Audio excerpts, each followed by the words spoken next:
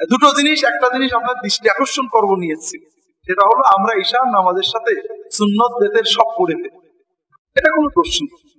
তবে উত্তম হলো ঈশার নামাজের পরে সুন্নত পড়বে, আর বেতেরটা পড়বেন সবচেয়ে উত্তম হলো শেষ রাতে তাহাজ্জুদে উঠে, না পারলে ঘুমানোর আগে। ঠিক যখন ঘুমাতে যাবেন ঘুমানোর আগে ওযু করে 2-4 রাকাত কিয়ামুল লাইল পড়ে বেতের পড়বে, পড়ে পারলে 2-5 মিনিট তাসবিহ তাহলিল করে দরুদ পড়ে আল্লাহর কাছে দোয়া করে, সব মিলিয়ে 10 মিনিট লাগবে শুয়ে পড়বে। এতে অনেকগুলো ফায়দা। 1 নম্বর হলো রাসূল সাল্লাল্লাহু আলাইহি ওয়াসাল্লাম বলেছেন শেষ রাতে না হলে ঘুমানোর আগে বেতের পড়বে।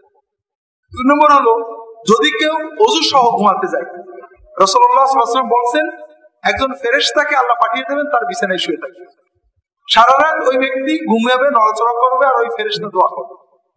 3 নম্বর, কেউ যদি ওযু অবস্থায় ঘুমিয়ে পড়ে, রাত্রে ঘুম ভাঙে, শুয়ে শুয়ে দোয়া করলে আল্লাহ দোয়া কবুল করে। 4 নম্বর হলো আপনি একবার ওযু করে কিছু নামাজ পড়লেন, আরেকবার ফ্রেশ ওযু করলেন, নামাজ পড়লেন, আবার নতুন করে আল্লাহর জিকিরের একটা মজা পাইলেন। কাজেই এটার অভ্যাস যদি করতে পারেন ভালো হয়।